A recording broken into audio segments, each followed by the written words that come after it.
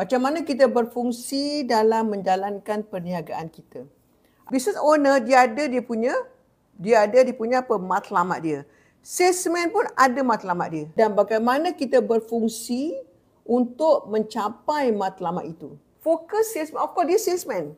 Dia salesman, fokus dia adalah sales saja. Tapi kalau business owner, dia akan tengok sales, of course.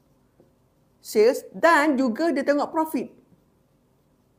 Dan dia juga tengok cash flow dia. Adakah sales itu memberi cash flow kepada bisnes dia untuk dia bina cash reserve untuk perkembangan. Dan dia tengok juga, dia akan tengok risiko dia. Risiko bisnes dia. Dia akan tengok risiko dan dia akan plan untuk growth. Dia akan plan untuk growth ataupun perkembangan. Jualan ni, sales ni, adakah memberi profit yang cukup untuk kita, margin kita? Adakah memberi cash flow? Boleh kita bina cash flow kita? Okay, adakah kita manage risiko dalam bisnes yang kita ada? Uruskan kita. Adakah kita ada growth plan? Kita fikir fokus kepada growth juga. So, okay, sekiranya kita tidak berfungsi dengan betul sebagai usahawan, bagaimana kita boleh mencapai matlamat kita? Tak boleh. Amat sukar.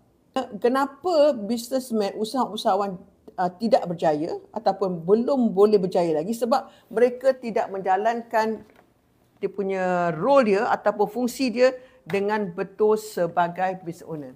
Okay? Sebab sini profit. Sini commission. Kita tak earn commission. Kita businessman tak earn commission. Businessman nak profit. Businessman nak build cash flow. Businessman nak grow, nak berkembang. Itu businessman. Beza kan? Sangat beza. So tanggungjawab pun berbeza. Kita punya tanggungjawab lebih pada jualan. Of course kita kena buat sales and marketing. Definitely. Kita kena attend, tengok tu cost management. Macam mana kita manage kerja staff kita and operation kita, operasi. Kita tengok pricing kita. Kita kena urus risiko kita. Itulah businessman. So lebih daripada menjual produk. Tanggungjawab kita sebagai business owner jauh melebihi daripada just a salesman.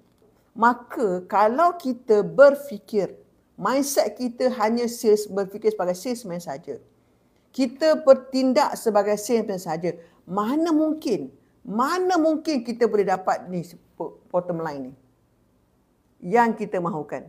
Itulah kesilapan ramai businessman yang mereka tak sedar.